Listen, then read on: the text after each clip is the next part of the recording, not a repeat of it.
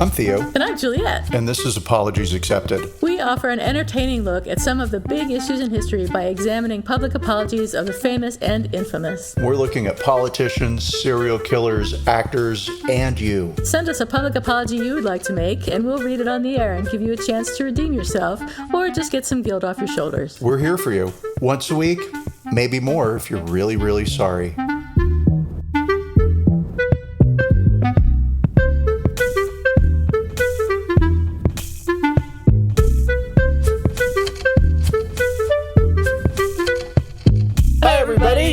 This is Apologies Accepted, the podcast.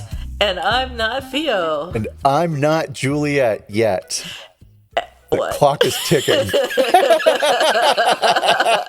Wait a minute. I never say anything. I'm always like, I'm not Juliet. And so I figured this time I'd add some spice right up front. You scared me there. What happens to me? Watch out. All right. What's shaking bacon? Hey, what is Shakin' Bacon? Let me get my notes app out so I can tell you all the wonderful things that I did.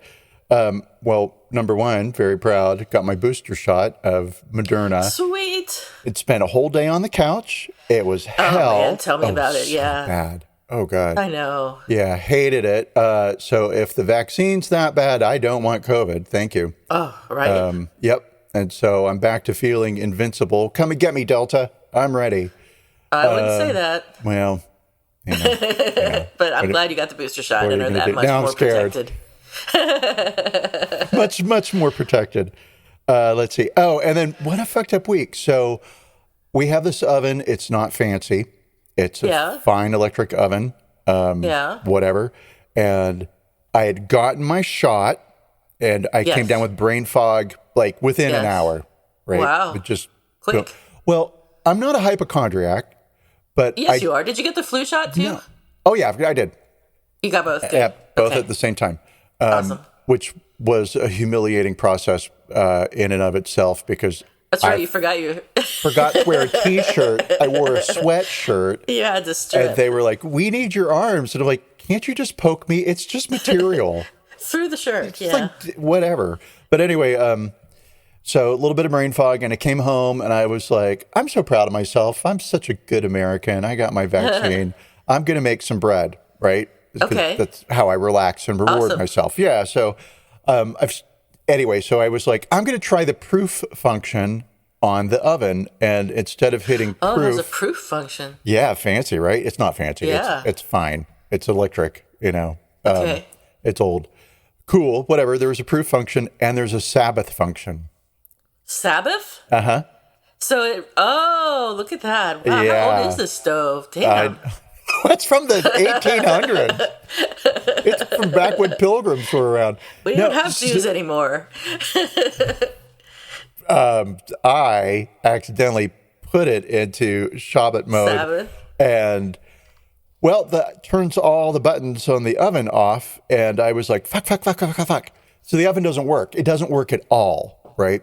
At least this oven chose not to work at all. None of the buttons were responsive. And I'm not dumb. I've worked in tech. I know, hold the clear button for like 3 seconds, 5. Anyway, I could make this a 2-hour-long story because that's how long it took to get the oven fixed. Oh, shit. Included turning off all the power to the entire house, the circuit breakers, twice. I had to do it twice. It's true. Sorry. That's okay. That's stressful. Oh, it sucks so bad. Anyway, when I start to get sick, my emotions get out of whack. And if I get were you crying? A little bit mad, I get to plus 11 mad, right? Oh, my God. I slammed the oven door shut 3 times. Oh, no. And I yelled, fuck, so loud, my vocal cords were fried. I have never seen you that mad. Oh, I was furious. Like, I was throwing shit. I was screaming. And I had Holy shit, was James there? No, he was no. I can keep it under control. I had the freedom to go volcanic, right? Yeah, okay. I was gonna say you're terrorizing your husband there, but this was my God, he would have called 911 and had me locked up, right? Anybody would have called 911 and had me locked up. Screaming and yelling. Every door and window in the house was wide open because it was a beautiful day outside, and I had decided I wanted fresh air. Broke. I thought you were going to tell me all the windows broke. That would be a better story. All my neighbors think I'm absolutely crazy now. Screaming, fuck. Yeah, because they all work from home. Putting your fist through the wall. And so anyway, long story, but our landlady had sent over a repair guy a couple of weeks ago to fix a couple of minor things, and he was back to fix a couple of other things, and he showed up that day. Oh, good. And he fixed the oven for me. Excellent. And I could not tell you how happy I was. And then 2 days later, I poured 5 cups of yeast down the sink, dry yeast. No. Yeah. Oh, no. Because I could have thrown it away. It was old yeast, and I was like, it's not rising that much. I'm a real bread nerd, okay? So sorry, America and the world. But, yeah, I have yeast and bought like a pound of it 2 years ago, and it just doesn't activate as fast. So I was like, I'll pour it down the drain because the yeast will eat up stuff that's in the drain too, and then it'll float out into the ocean and live a little full yeast life, and it'll be great. I clogged that fucker up so bad. I had to get under the sink and disassemble pipes. Oh shit. Yeah. That's serious. It was bad. But what makes it worse is first I decided I was going to fix it with Drano. So I poured a bucket of Drano down the sink. Oh no. So I had poison water, you had poison Drano yeast dripping over your face. Everywhere. Oh God, I'm going to vomit. That's so bad. Reached a certain point in the cleanup where I started off like trying not to touch anything because I don't want my skin to get corroded. And then like, if I go blind from this process, your elbows in it. Who needs oxygen? Goddamn. So yeah. Anyway, those were fun things that happened this week, and I'm gonna say I am never touching that oven again. Okay, and then your fun fact for the week, and then I'll shut up because this is a note that I have. And now I'm compelled to tell you everything in my notes section. Tell me. I learned this week that eagles live to be 75 years into their 70s. Right? Wow. Who knew? And somewhere in about the middle of their life, the eagle's claws start to grow and extend into their backwards, right? So they make like a big C. And what that does is it means the eagle can't hunt anymore. And then what happens also, because that's not bad enough, right? They start to molt and lose feathers, which means they can't really fly anymore, right? Jesus Christ. And so that's bad. And then also what happens on top of those two things is the eagle's beak grows into a big C shape, and it can't peck things or eat, right? So some eagles in middle age decide to lie down and die because what's your fucking choice? Jesus. And some eagles climb up in high, flap their way up into a tree, right? Yeah. Peck their beaks off. Oh my God. Rip off their talons. Oh my God. Right? And pick off all their feathers, right? Because their beak grows back, their talons grow back, they do. And their feathers grow back. God, this sounds like life in therapy. And they get to, so it was told to me by somebody who recently discovered the joys of therapy, and her therapist had said to her, this is what happens to eagles. Oh my God. So, holy shit. Look at you picking up on that clue. I was like, holy fuck, I get the analogy. It's cool and whatever, right? But I didn't know all of that. And so that's terrible. Those poor turkeys. I mean, the eagles. Poor eagles. Poor turkeys. Poor turkeys. Theo has a picture of a turkey behind him on the Zoom background. Oh, so right. That's exactly that's why I thought of turkey. Anyway, so that's my week and my fun discoveries. What's up with Shake and Bacon? That's depressing, but I'm glad they have the opportunity to put themselves through exquisite torture in order to have a bit of a longer life. To continue living, because it's so, I mean... Damn.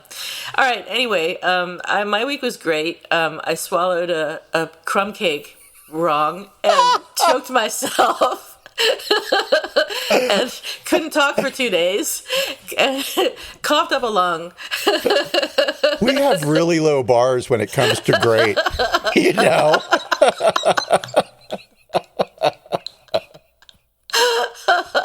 Wow, that sounds great, Juliet. Something happened to me. It was great. Oh my God. That's really all that happened to me last week, though. That's it. That's it. I worked, I slept, I ate, and I choked myself to death nearly. And I'm still coughing, so I'm sorry if I cough during this podcast because my throat is still a bit weird. But I did want to ask you about your plans for the holidays. Thank you. Yes. It's almost Thanksgiving. Thanksgiving will be just in I cannot believe it. one more podcast before Thanksgiving. Holy moly.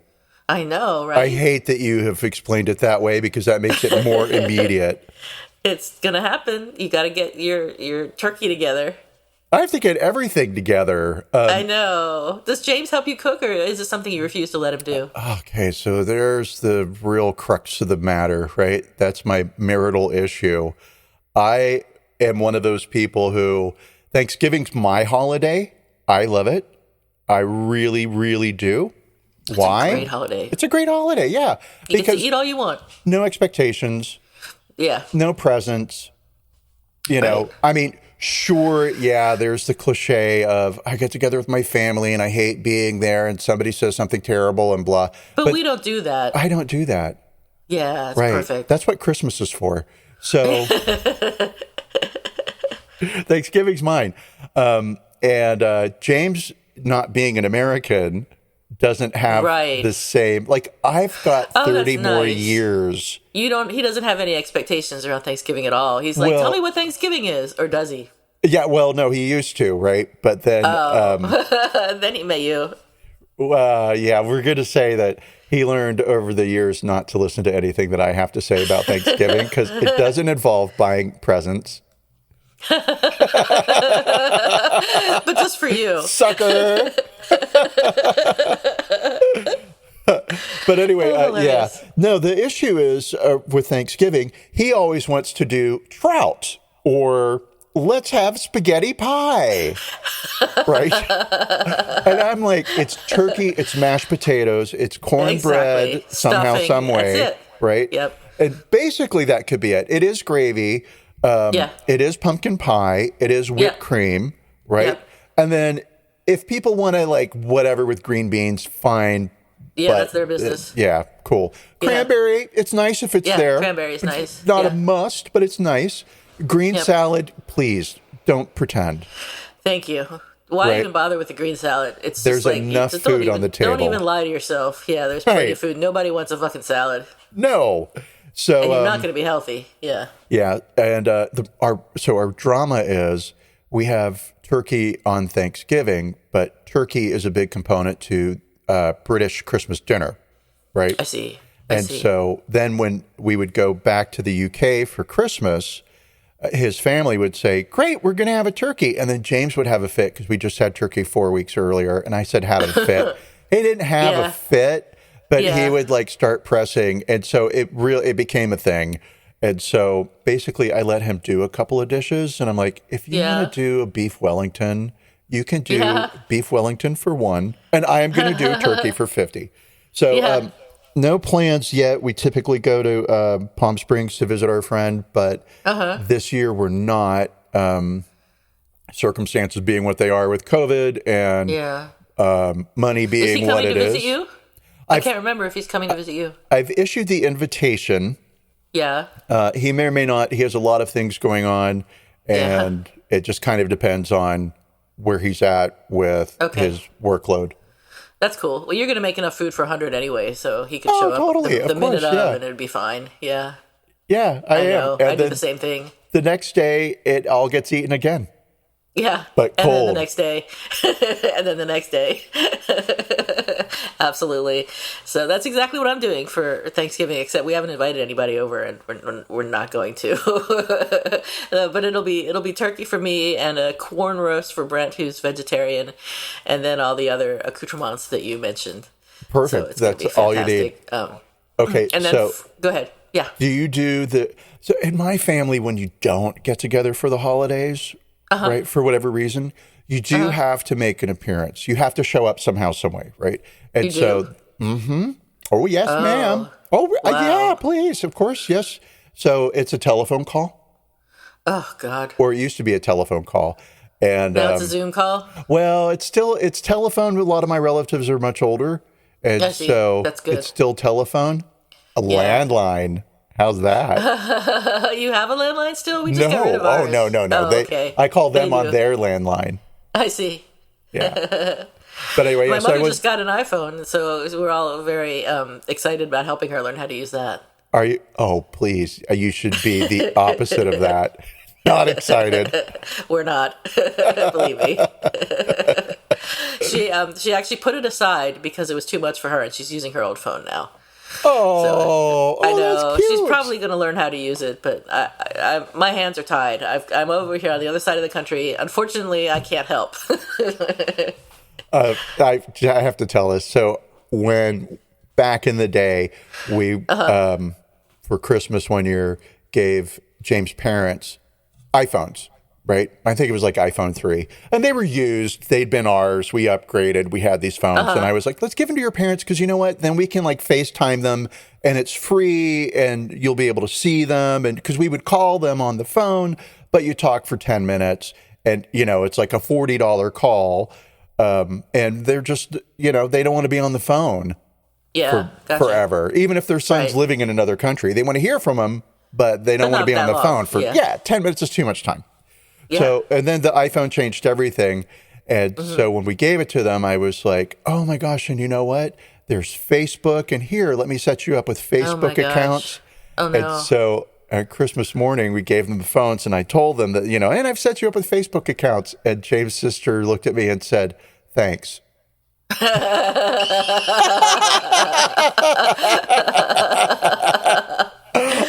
Exactly. Like, oh, you thought you had digital freedom, honey? No, I've brought your mother into the picture. She's here my to God. supervise you now. Oh, I guess that could be our segue into. Well, I was going to tell you that I did do something else this week, which was watch a documentary about Paris Hilton. There you go. Thank you. And I think you watched the same documentary. I watched the very same documentary, and it's not typical that we both go to the same source material for the entirety of our show, because all of mine's coming straight from the documentary, and then personal experience, of course, right? With Paris Hilton, of course. With Paris Hilton. I'm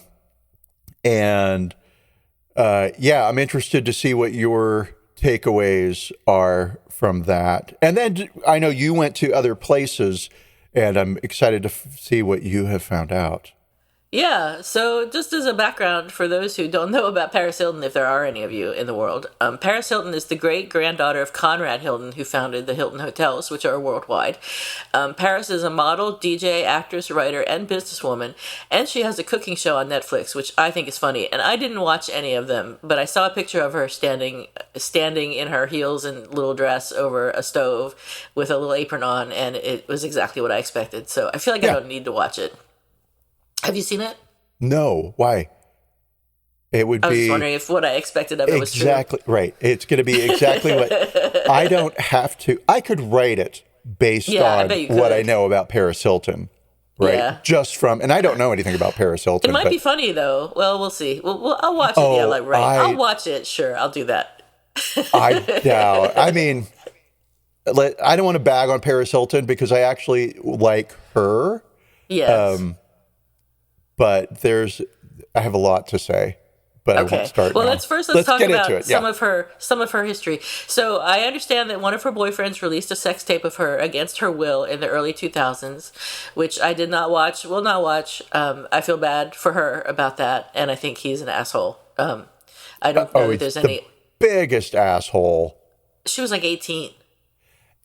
Age regardless. Regardless of her age, that is a big asshole thing to do. But I will say that it's very clear that she is a young girl, and it's heartbreaking. Yeah, I bet. So you've seen it? I have not seen it. I have seen the cover of the. Okay. I guess the VHS, but I've seen the cover, and let's say this. There's an IMDb for it, which is gross and disgusting. I can't believe that. Yeah. Not because it's sexual, right? Right. But because it was not consensual in terms of the release. The sex was consensual, right? They were dating, but she did not know that it was going to be released, and that's where consent comes in. That's where the disgusting comes in. Yeah. Right.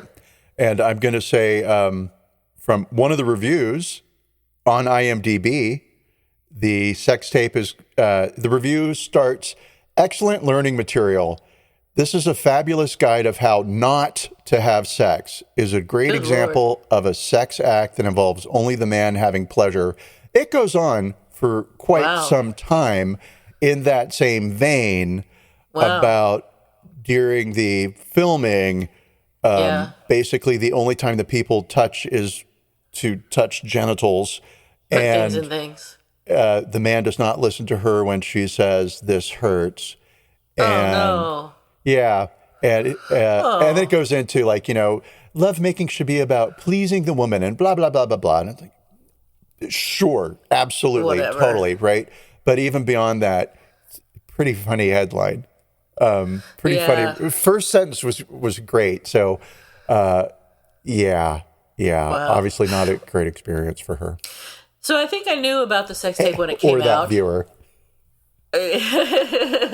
Right. Yeah, no, I think I'd heard about it when it came out, but I didn't really pay too much attention to it because I think at that time maybe there were other sex tapes happening, or soon after there were other sex tapes or something. Well, the Monica Lewinsky thing had happened 5 years before, and our whole culture had been consumed with the fact that Monica Lewinsky was at the time considered to be, I want to make sure I'm very clear here, a bimbo, right? And so there's this idea of like, bimbos getting rich from men, bimbos getting famous from men, and everybody was exhausted culturally from Monica Lewinsky, right? And I mean, and I'll say in fairness to the culture, Monica did try to monetize that experience after a while because you got to do something with it. Right. Living in West Hollywood at the time of the Paris Hilton sex tape release, there used to be, right in the middle of Sunset Boulevard, a big magazine stand, sort of New York style, open to the sidewalk, right? And it was open many, many, many hours. And Sunset Boulevard, in particular, the hotel section of Sunset in West Hollywood, is the entertainment industry, C&B scene. You want to be out in those bars. You want to be out in those hotel clubs. You want to be seen in the hotel lobbies, right? Okay. You're not staying at the hotel. You're going to the hotel bar. Yeah. Right. And that's where everybody goes. And when I say everybody, I mean famous people. Right. That's where Paris Hilton was clubbing, right? Right. And looky-loos come to see all the celebrities, right? So Sunset gets packed. It's like New York Times Square. Times Square. Thank you. It's like the New York Times.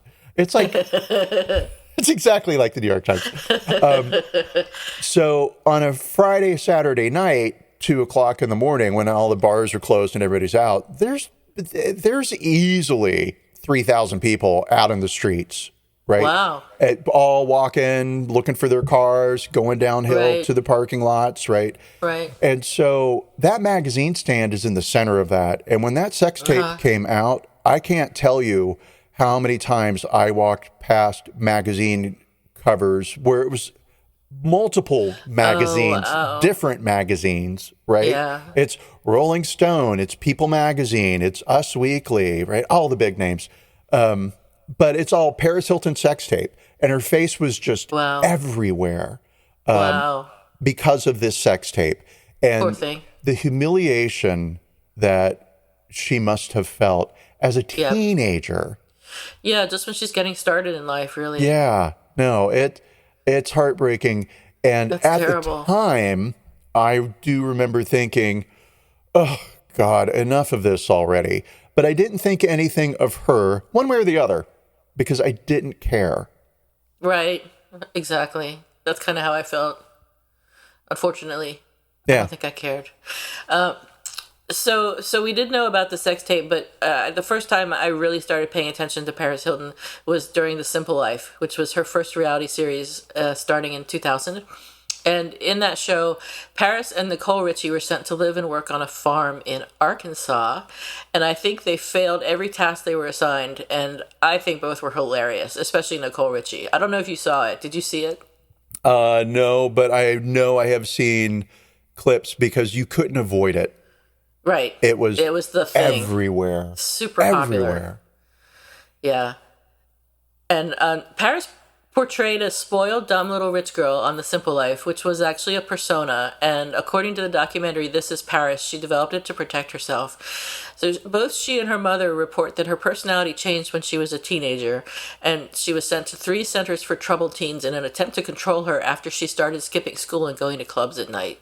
So she was probably doing drugs and going to clubs and, doing all the things that teenagers do, right? And her mother, instead of trying to work it out with her, sent her, well, maybe she did try to work it out with her. I don't know Kathy Hilton. But she sent her daughter, what? Go ahead. Oh, I was going to say, I'm sure it was Rick Hilton. That's my opinion. Think? Don't sue me, Rick. Yeah, because you don't come... Paris Hilton is from multi-generational wealth. Oh, yeah. And she's the great-granddaughter, which means that her grandfather was super rich, her dad was super rich. They all touched with... Always been rich. Yeah, not always. Yeah, but super rich. Always been rich, right? At least as far as fourth generations of wealth. Serves. Yeah. Yeah. And so her mother comes from more of a working class background. All 3 of I don't even know their maiden name. I forget. Yeah. Yeah, but I mean, all 3 of them were child actresses. Yes. Child models, right? Yes. They worked for their money. And however Kathy Hilton, it's Kathy Hilton. It's not Kathy X Hilton, whatever her maiden name is, right? Right. And so when you're from that sort of multi-generational wealth background, right, there are expectations that are placed upon it. Because nothing in life is free, not even generational wealth. Right. You pay for it somehow, some way, and behavior is a way to pay for it. So when she was out of line, going to nightclubs, skipping school. Oh, my God. We're sorry, young lady. We're going to be dealing with your behavioral issues.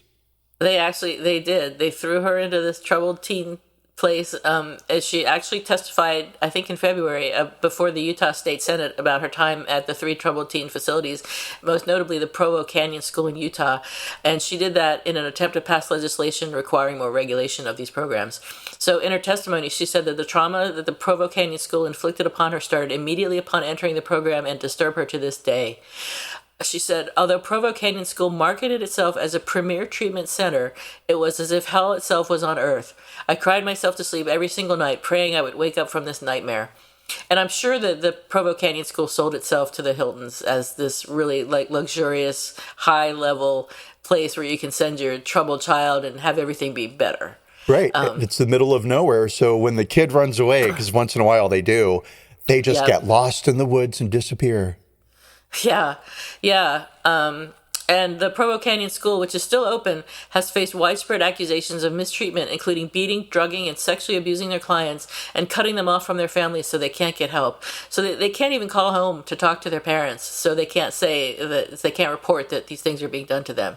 And Paris Hilton said, for the past 20 years, I've had a recurring nightmare where I'm kidnapped in the middle of the night by 2 strangers, strip searched and locked in a facility. I wish I could tell you this haunting nightmare was just a dream, but it is not. When I was 16, 2 transporters woke me up in the middle of the night with handcuffs. They asked me if I wanted to go the easy way or the hard way. They carried me out of my home as I screamed at the top of my lungs for my parents' help. So she had previously been to 2 similar troubled teen industry programs and was abused at both, including being strangled by a staff member. At Provo Canyon, she said she didn't breathe fresh air or see the sunlight for 11 months and was forced to take medication that made me feel numb and exhausted. At least once, she was put in solitary confinement for no reason. One day in isolation felt like a week, she said. That small room covered in scratch marks and smeared blood with no bathroom is one of the most vivid and traumatizing memories I've ever experienced in my entire life.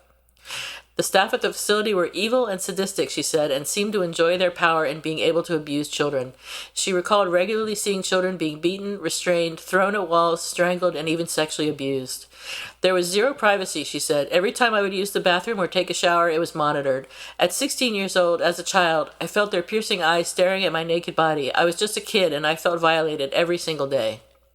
So she says she developed this persona to protect herself from, I guess, people really knowing her, or to protect that part of herself that was abused, and to go on with her life as if nothing had happened. Yeah, it's a very common, I mean, it's something that, probably not to that same extent, but every shy person Yep. finds a way to deal with social pressures. And one of those ways is that it's not really me doing this thing. It's this aspect of my personality, or it's this character I've created. Right. Yeah. So I think it's a good technique because it's one that I use. Yeah, well, I have certainly done it in the past. I think for Paris Hilton, though, it may have caused her more problems than it was being protective. It made her the target of comedians and others. And in March of this year, Sarah Silverman actually apologized to Paris Hilton for what she called a not nice joke that she made in 2007. During an episode of Paris Hilton's podcast, This Is Paris, Paris Hilton had called out what she called disgusting joke that Sarah Silverman made at the 2007 MTV Movie Awards. While hosting the show, Sarah Silverman told the audience that the guards were, quote, going to paint the bars to look like penises to make Hilton more comfortable. She then said the socialite would, quote, break her teeth on those things. I'm sorry. I knew you would laugh. That's awful. I don't like broken teeth. So Paris Hilton had been sentenced to 45 days in jail that year. What? Sorry. Sarah, that's a good joke. Okay, we're composed. But yes, you know what? So here's I know there's a lot more, but here's Go ahead. Let's flag this. Let's stick a pin in this. Come back to it. It's funny, right? What Sarah Silverman said, and the images that it creates in your head.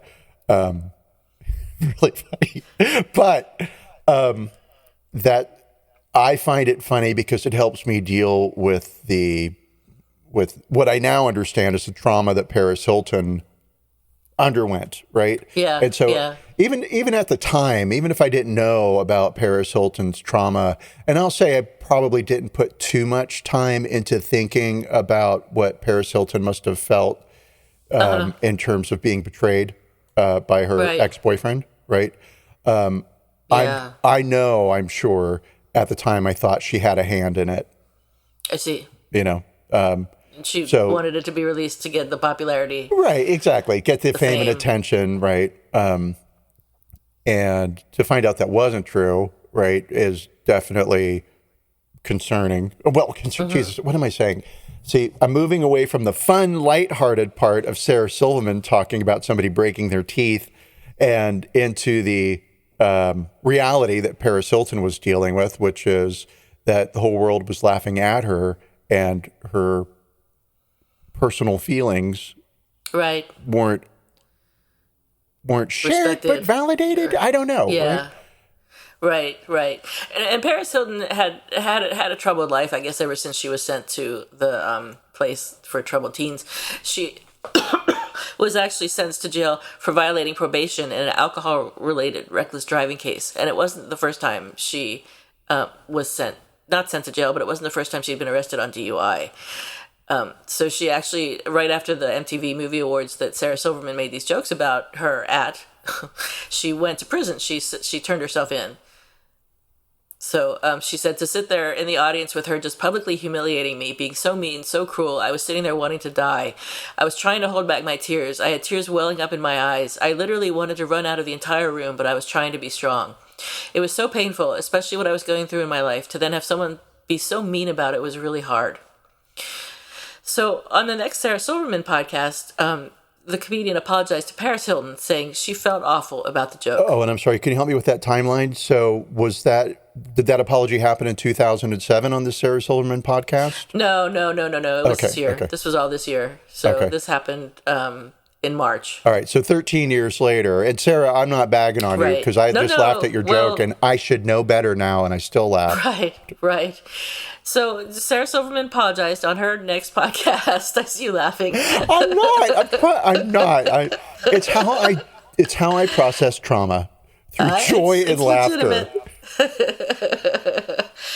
Anyway, Sarah Silverman apologized to Paris Hilton, saying she felt terrible about the joke and that she could see how bad Paris felt that very night.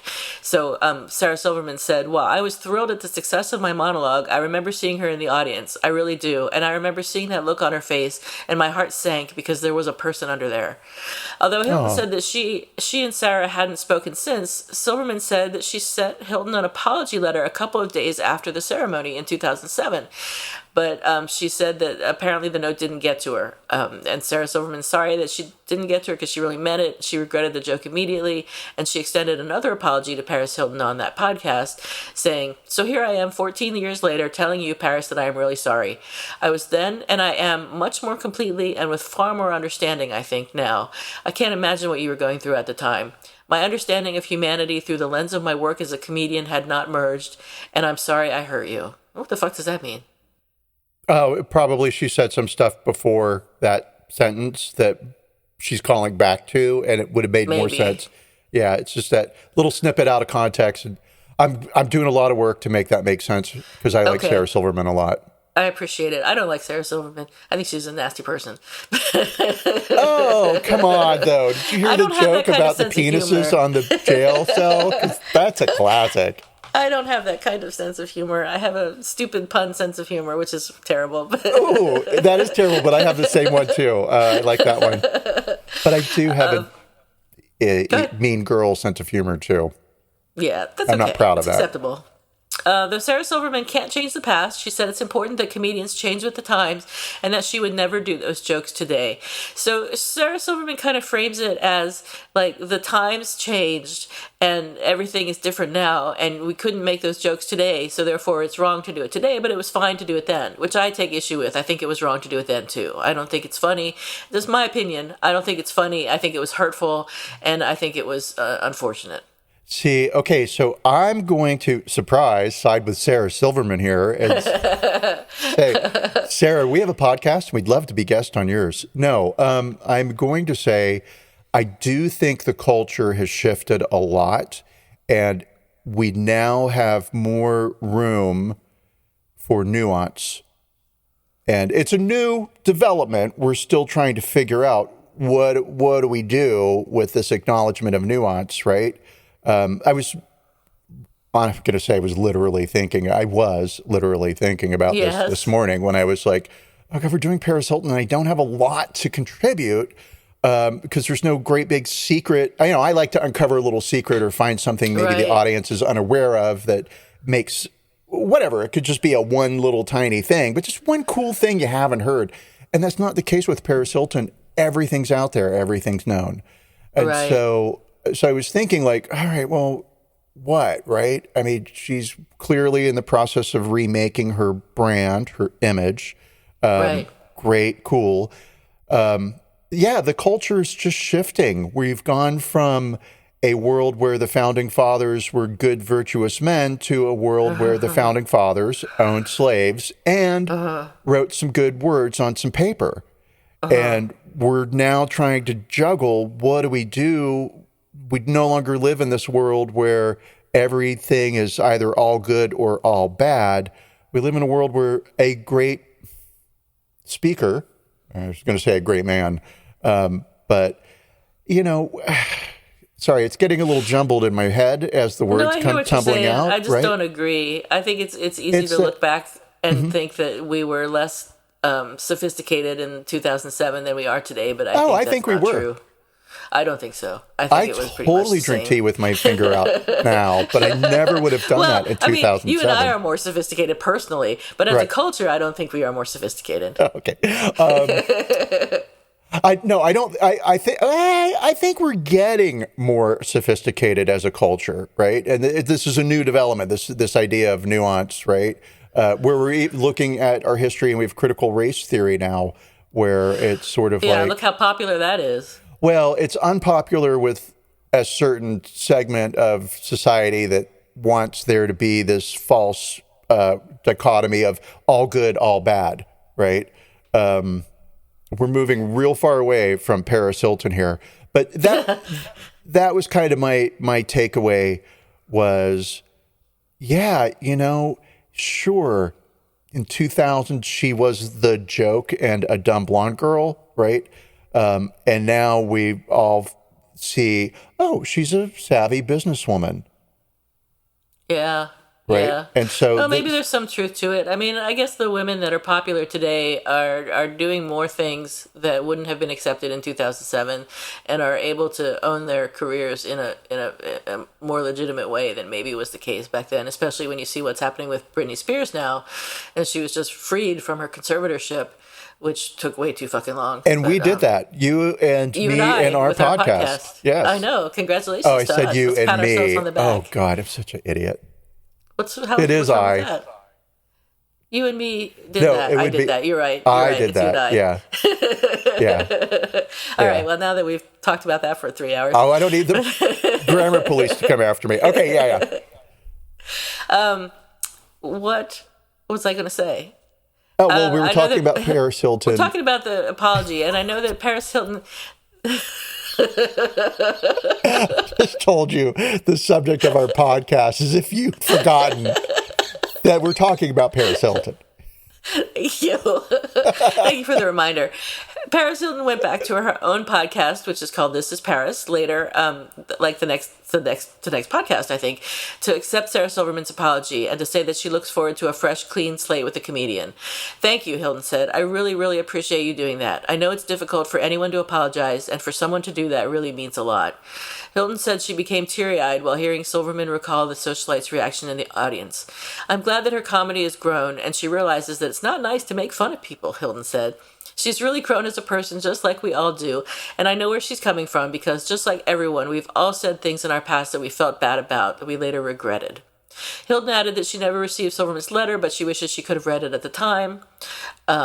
The night at the MTV Awards has haunted me for a very long time. Apologies are never late, so it's okay, but I do wish that whoever you gave the letter to did give it to me, because that would have just meant a lot back then. That is a very gracious acceptance of an apology. It really is. Yeah, it's really very nice. And I sweet. think Paris Hilton is at heart a sweet person. I am going to say that when I started my Paris Hilton research, I was like, yeah, I know how I feel about Paris Hilton. She's fine, whatever, right? But I don't care. It's a rich girl getting richer, being rich, famous for being Right. famous. Rich problems. Fine, Yeah. right? Cool. Respect. I'm going to say I am surprised at my shift in perspective on Paris Hilton. It's not that I never thought she was dumb, right? Right. Now, saying that, I'm going to say some stuff later where it's going to be like, oh, she's kind of dumb. She did portray herself as being dumb, so it would have been a legitimate conclusion to draw. Well, yes, but even within all of that, I still would have been like, yeah, she's just a spoiled rich girl being rich, and all of that's dumb and boring, and I don't care. That's not my thing. It's not the stuff that I want to consume. Right. But now, much like Billie Eilish, I've had a complete reversal in my opinion of Paris Hilton. Very cool. There's a measure of respect there that wasn't there yesterday or 2 days Excellent. ago. Yeah. Yeah, before you started doing the research for the podcast. Before I watched the Last night at documentary. Before I watched media developed and created around Right, Paris by Paris Hilton. Hilton, for Paris Hilton. And this is a very timely podcast, actually, because you realize she's getting married this weekend. I know that she is getting married, but I didn't realize It's it a was this 3-day weekend. wedding ceremony. Yeah, my it started God. like on Friday and it's going through to today, and all kinds of crazy stuff is going on. But I mean, I wouldn't want to go, but I think that's fun. I went to a 2-day wedding. It was great. I loved it. Yeah. Yeah. It was super fun. It was a lot of drinking, I bet. which is why it was 2 bet. days. Yeah. Yeah. But it was great. It was really like, I've been to a lot of great weddings. This was a really great Yeah. wedding. And so, I bet it yeah, was fun. it's a lot of work though. Jeez, for It's a lot everybody. of work for sure. I mean, to go to a wedding where you have to be on for 3 days would be almost impossible for me. I would have to go back to my room and sleep for about 80% of the time in order to make it through. Unless you were a person who grew up in front of everybody, Right. well, in front of everybody watching you. If you grew up with everybody watching you, then Right. yeah, I'm sure she finds it normal. I'm sure she does. Yeah, she pretty much lives her life in the public eye. So to have any kind of private wedding would probably not be unthinkable, because she Right. knows so many people, and so many people she could potentially disappoint by not inviting or not including in the wedding ceremony in some way. What a nightmare. But I'm glad she's happy. For you she's marrying. and for me, a nightmare. For us, it would be a nightmare. Right. For them, But it's a happy energizing. weekend. Yeah. Energizing. And she's marrying a venture capitalist, I think, named something Room. I forget his first name. Carlos or something like that. Yeah. And he seems perfectly nice. She's known him for like 15 years. So she's a friend of the family. And so apparently, like, she knows what she's getting into, which is good. And when you're from that background, Right. that's who you marry. You don't Right. marry your personal trainer that you met free, and he's so great, right? And a normal person, yes, totally, right? Yeah. But no, honey, because there's hundreds of millions of dollars that will be going She's somewhere. worth $300 million. I don't know what he's worth, and there's no way we could ever find out. 32 million. He's worth 32 million? To, well, I mean, that's a big what gap. Nicole Richie told me. Whether or not that's true, 'cause she's a little liar. No, I Googled it because I was like, Oh, okay. okay, who is she marrying? I didn't know she knew him for 15 years, but I'm not surprised that it's a, family friend. Yeah. And of course, all kinds of speculation on my part here. What do I know about anything? Nothing. Right. You know what I have a hard time believing? I have a hard time believing Paris Hilton is 40 years old. She looks the same as she did when she was in her 20s, pretty much. I mean, there's some moments when you see her, she looks a little bit like she's gotten older, but to me, she looks relatively young. And I mean, I'm sure that money has a lot to do with that. Yes. You don't think? Well, I will say her mother is gorgeous. Yeah, her mother's pretty. Her aunt is gorgeous. I don't want to say anything mean, so we won't talk about the other aunt. I don't even know who you're talking about. Oh, I'll tell you everything once we get to to that point. Yeah, but anyway, okay, cool. Yes, I'm soaking up a lot of time here needlessly. Well, that's pretty much what I have about this whole thing. And if you have some other stuff, we could talk about that, or we could go to the apology itself. Well, let's see. I do have some other stuff. So with Paris Hilton and watching that documentary, the first thing that jumped out at me, which really resonated, was she's a club kid. Yeah, she's totally. a club kid. I never knew that, right? And that explains everything to me. Not like, how did she get famous or why did she get famous? She's pretty, she's blonde, she's super wealthy. Of course, she's going to attract attention, right? Media attention, I mean, right? So get that. But I hung out in the club scene, not in New York, maybe on 2 or 3 different occasions, yes, but in LA, not her club scene, but a club scene. So I totally get that vibe. So cool. Let's see here. And then for me, with Paris Hilton and the apology, it really does come down to this sex tape. And I don't point to the sex tape and say, oh, this is the thing that made her famous, or, oh, it's sex and dirty, right? But, well, that tells us a lot about you.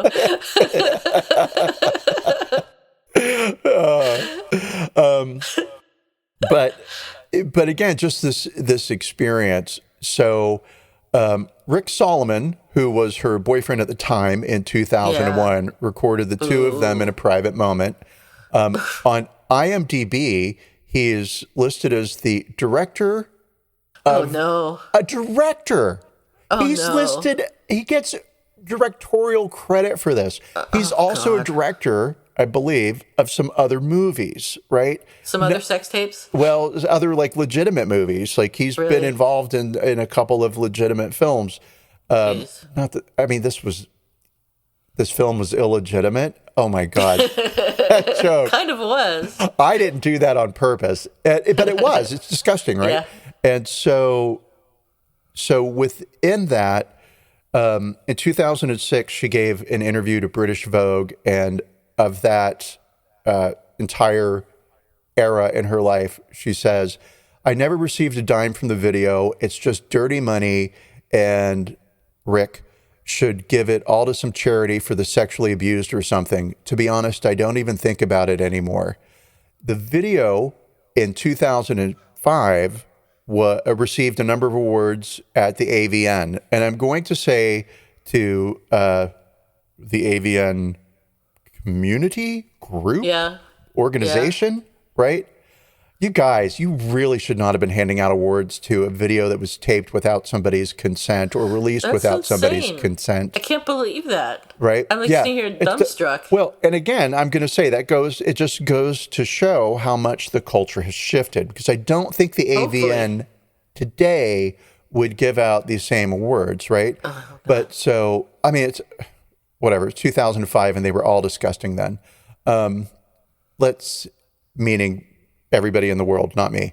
Okay, so it received an award for best-selling title of the year, best renting title of the year, best overall marketing campaign, individual product.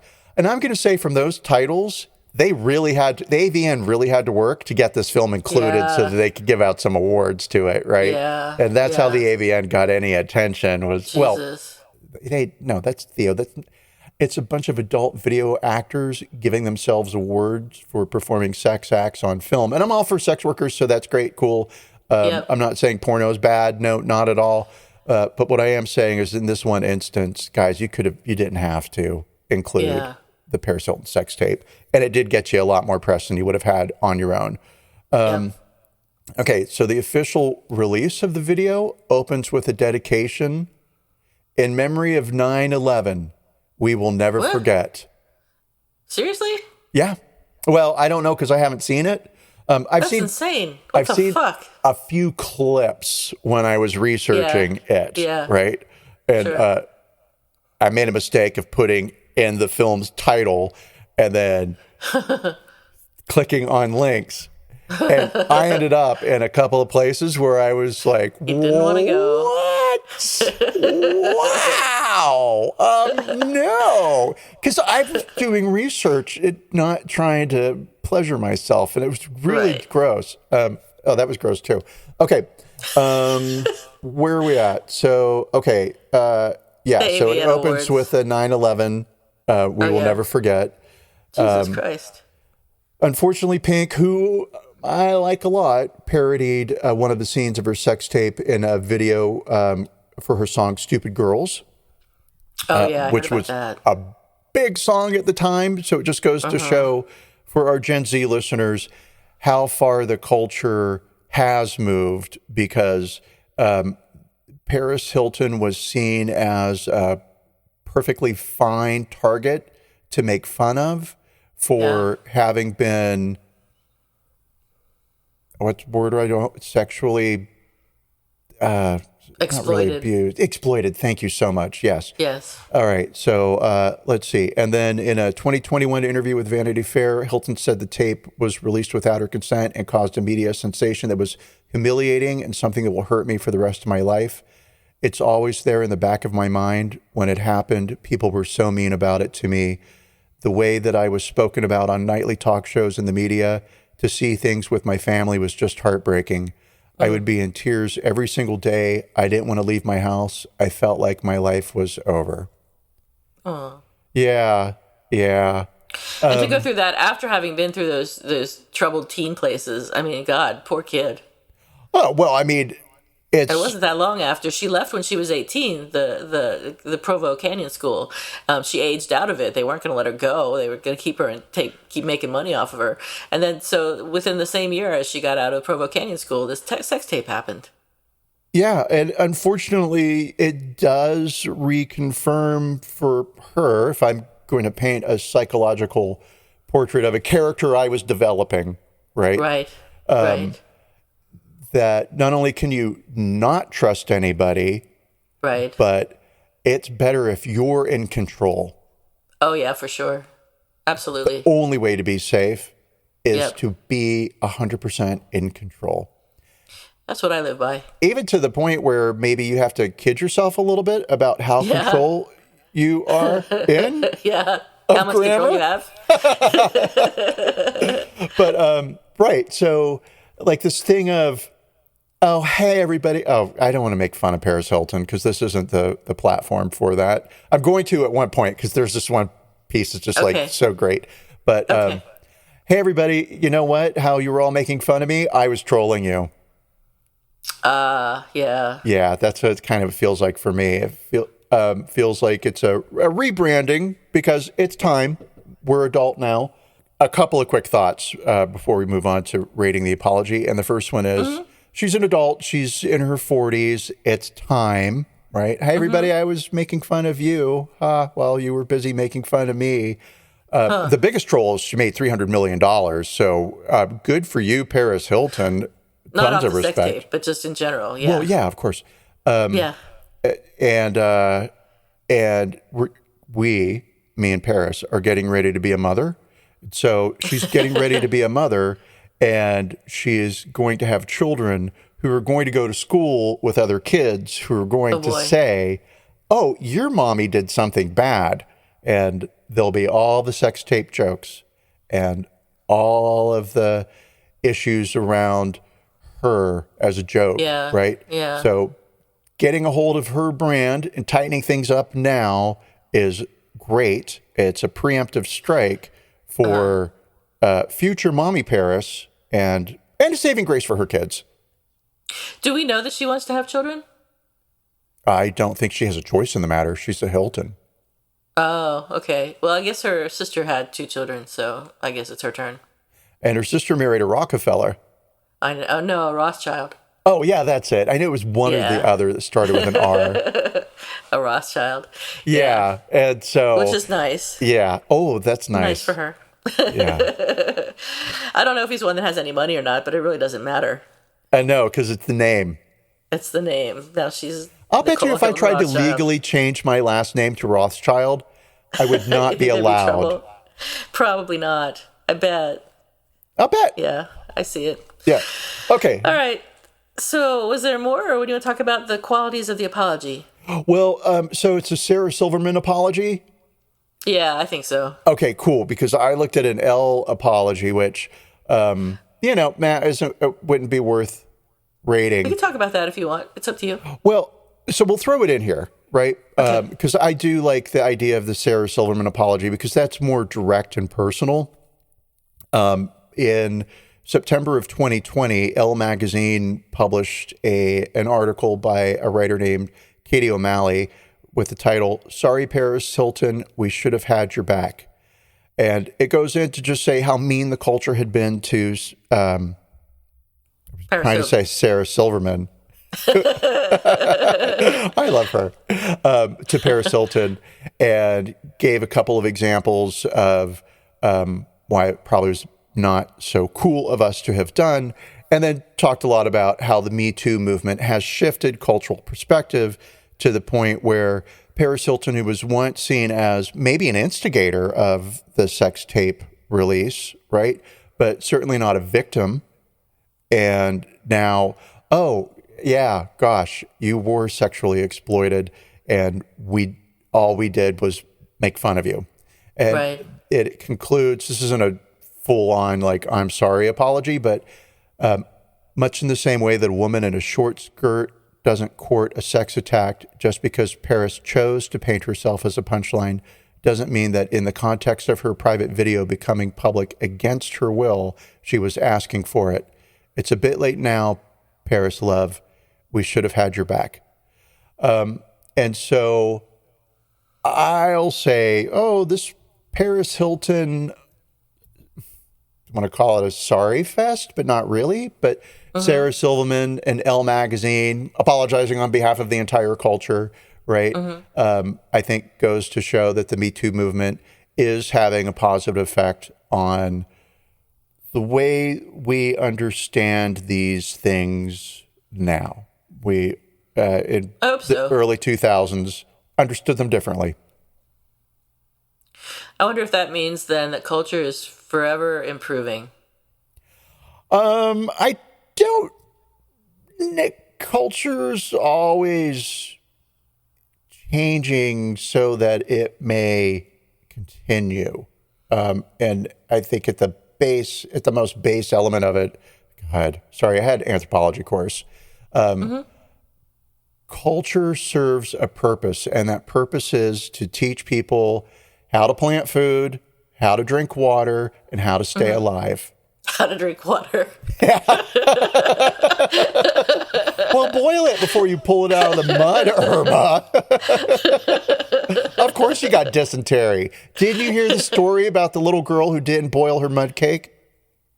Got dysentery. Got dysentery. It died. All right. Well, I don't mean to drag us off on a tangent here, but I was just curious. Come on. It's a fun road. So. Look how long it is. So the apology, were you done? I wasn't sure. Excuse me, what? Did you have more to say? I don't want to interrupt you before I go to the apology. You can't possibly ever interrupt me. No, I think for sure we should do the apology rating and then, some free form. I'm curious as to what you really thought about the documentary. All right.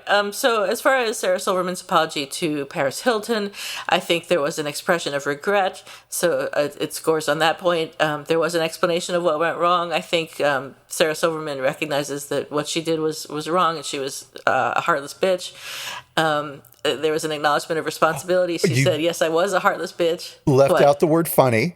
We have to say a funny heartless bitch. Okay. I'll let you say funny. Okay.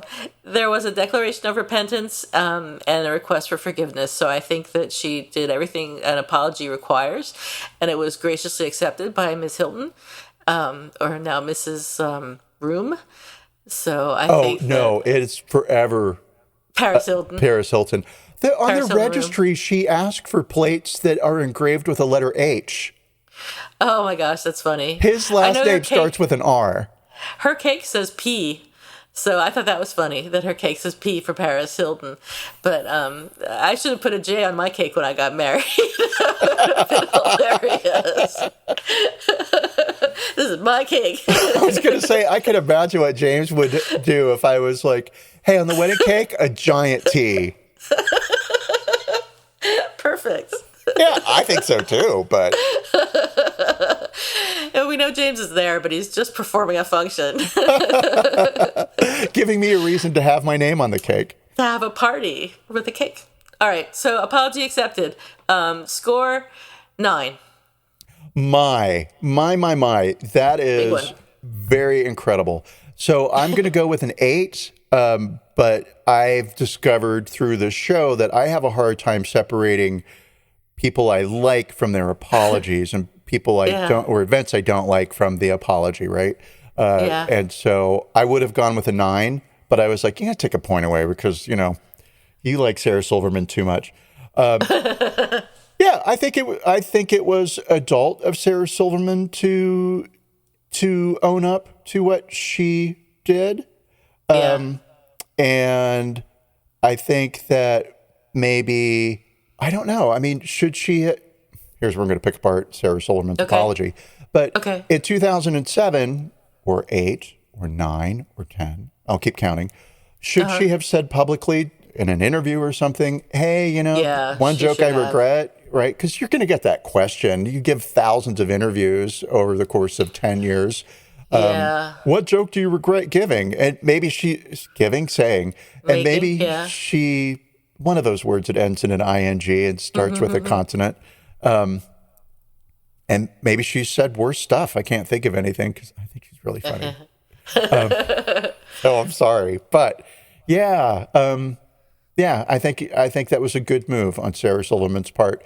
But more than Sarah Silverman's apology, I give Paris Hilton's acceptance of that apology like a 12. It was a good acceptance. It was very generous and gracious. And honest, and at the same time, it managed to convey how she felt and still feels, which isn't fun and great about the incident, right? But in no way does she use that to say, oh, and Sarah Silverman should feel worse about what she said because I am so hurt, right? It's very honest. I just thought it was well done, Paris. Yes, good job, Paris Hilton. 10 for you. Okay, so what's shaken? Not what's shaken. Oh, but Sorry, now. no. Oh, but I do have one before we go off of Paris Hilton because okay. I have to do this. I have to. So Okay. I have to. And I'm Paris. I'm sorry. I newly love you. So but this is just gotta. It's just too good. Okay, so I watched the documentary, and again, it's like, okay, great. She's remaking herself, and she said it was a parody. I'm a character probably 400 times in the documentary. So message received. Yeah. Got it. Right. Good for you, though. So I figured, why don't I listen to the podcast? And I was looking at like the titles and what felt interesting. I was like, oh, just go to the latest. And the latest, the newest was a teaser for the next coming episode. So cool, right? And Paris Hilton knows how to make money. So this is on iHeartMedia or iHeartRadio, which I'm sure she signed a deal with. And her documentary was released on her YouTube channel, not in conjunction with Netflix, not with Hulu, on YouTube, right? So she has all the ownership. She gets all the views. She gets all of the increased eyeballs that increase her revenue for ad rates. Good for you, Paris. That was smart. Okay, so her next episode is going to be sort of a call-in show, and they gave a sample of one of the calls. And so this girl calls in, and I typed this verbatim. I pick the worst dudes, and I think I might be a little addicted to toxicity. How do I stop it? And then this guy, I don't know, her co-host was like, all right, Paris, so what would you say? And Paris says, all right, Becky, I know exactly what you were talking about. I used to pick the worst dudes. I don't know. I felt like I picked the wrong, terrible. Like I live in LA and most of the guys here are beyond. But my advice on how to stop is just to stop. Try to find nice guys. I know a lot of girls are attracted to the bad boys, but the bad boys always end up being bad. Don't look in a club or a bar. Try the library, a church. Go someplace. Thank you for laughing. Shut up, Juliet. I'm trying to give advice. Sorry, Paris. Don't look at a club or a bar. Try the library. Sorry. Paris suddenly has a 30-year-old smoker voice. Don't look at a club or a bar. Try the library. Church. Go someplace where someone sweet and innocent would be. And then trap them. Trick them into dating you. No, she didn't say that. No, I said that. But she did say, I added and trap them, but she did say, try library, church. Go someplace where someone sweet and innocent would be. And Jesus it's like, Christ. Has Paris Hilton ever been in a library in her life? Sure. Well, probably, yes, I'm sure, right? But see, now we're falling into the trap that she laid for us so cleverly. Yeah. Where, oh, you're treating me like I'm a dumb bimbo. Well, I'm going to show you I'm a dumb bimbo, right? But I'm going to dry my tears with money. And for real. Did you see in the documentary when that money fell out of her purse? It must have been thousands of dollars in $100 bills. And I was just like, Jesus Christ, you dumb bitch. It's totally planned. She doesn't need to carry money. I'm sorry. I don't think that was fake. Why would she go to all the trouble of getting someone to go to the bank for her just so she could spill her purse? Who carries money? Nobody, especially not rich people. No, I'm not rich. And I mean, I don't carry money because I don't have it. But also, even though I might have like $200 in the bank, it's better off in the bank. I don't keep money with me, right? Yeah, and there's no transaction where you show up other than illegal drug sales where you need cash. Much cash. Forget even then, I think you can Venmo it. So, that felt very orchestrated and super fake. There was just so much cash. I can see what impressed you the most about that scene. It was weird. Which is what she wanted you to see. I guess. It didn't make me think that, wow, Paris has got a lot of money. It made me think, God, Paris is an idiot. Well, she's an idiot with a lot of cash. Yeah. So, yeah. Yeah, and we better stop here. Otherwise, we're going to be issuing apologies to Paris Hilton later because I understand she's going to be asking for them from people. No, people are going to be running forward to offer apologies. I hope that Paris Hilton is an example of the change in the culture, and that 20 years from now, people can look back and say, oh, yeah, and that's when we all woke up to we should be nice to each other all the time and not just when we make somebody cry. That would be nice. That would be nice, yeah. But also we're humans, and that's not going to happen. So do you have a who's sorry now, or do we have an apology expected? Yes, I do have an apology expected. It's Okay, cool. You know what? Completely different. I am so clever. I was going to say it's completely unrelated to Paris Hilton at all. It is very related to Paris Hilton.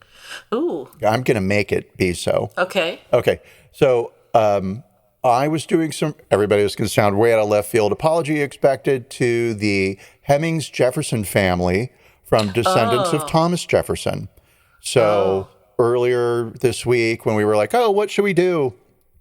I was like, I really want to do something on Fawn Brodie, who is an historian who first publicly pieced it together in a popular biography of Thomas Jefferson that he had an affair with with an enslaved woman that, I don't want to use the O word, and I had a different word which made a lot of sense. I don't want to say owned, right? Oh, okay. Because he didn't own her. Well, I mean, that's a vocabulary used at the time, but our culture has shifted, and we now no longer say that somebody was a slave. That makes them an object. We say they were enslaved, right? And so her, whatever, right? So Thomas Jefferson, Sally Hemings, Fawn Brodie was like, yeah, they did it. And she had kids, and Thomas Jefferson fathered illegitimate children with the half-sister of his wife, and Sally Hemings was reportedly, historically, the half-sister to Mrs. Jefferson. I don't remember her first name. Wow. Whatever. Right. And so then comes DNA in 1998, and they, being the scientific community, says, aha, yes, this family, the Hemings family, does have Jeffersonian DNA from a male descendant of this guy, Thomas Jefferson's grandfather, right, whose DNA somehow they were able to confirm. Whatever. So they proved through DNA, and the Jefferson family took a vote, and they get together once a year for a great big, we're related to Thomas Jefferson Fest. Wow. And they did not invite there was something like 279 people against 6 people voted to keep the Hemings Jefferson family out of the Jefferson get-together. Since that time, since 1998, it's only been even more confirmed that this family is a descendant of Thomas. There was some talk about it might have been Thomas Jefferson's brother because he was a real scallywag, right? No, pretty much it looks like it was Thomas Jefferson, and there's contemporaneous proof. I used a big C word that means at the same time.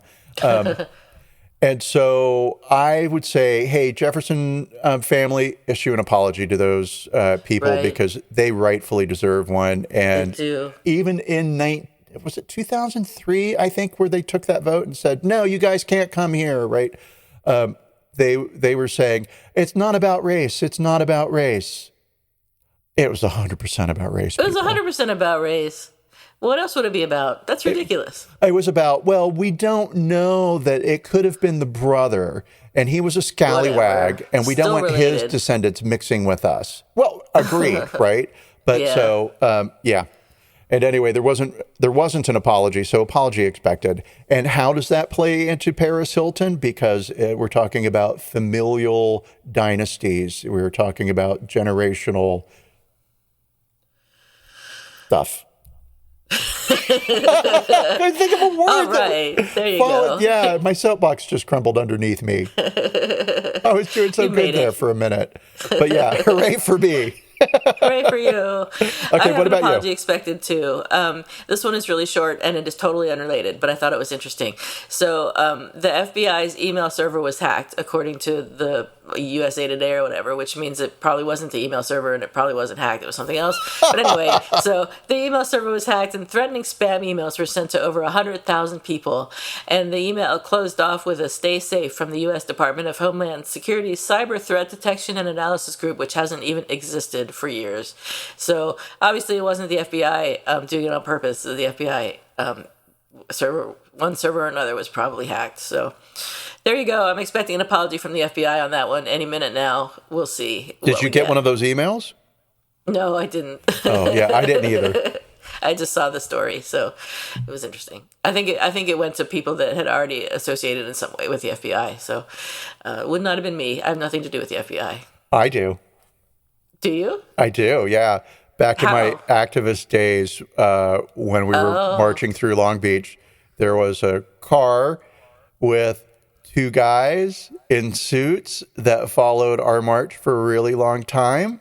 Oh. Yeah, and they took photos, and it was a very small group of us. Wow. So you should ask for you should do a FOIA request. Ooh, see what they've got on you. That's a great, fun idea. I'd never thought about that. And like, it's not like I know, right? But I mean, they were totally obvious. They wanted to be seen. 2, I saw them. 3, I immediately stopped my plans to take over the country. That's right. That's the only reason it hasn't happened. Yeah. Good thing those guys were there that day. I'm sure somewhere there's like, one sentence, and this guy was there too. You never know. They could have followed you for years. You just don't know. Well, nobody could be that bored. They could still be following you now. So, all right. I think that wraps up our Paris Hilton coverage. Because we're talking about me now and the FBI. We've run out of Paris Hilton material. And we'll be back next week covering a surprise surprise topic. A surprise to you and a surprise to me. Have a great week, everybody. Thanks for everyone. your time. Bye. Bye.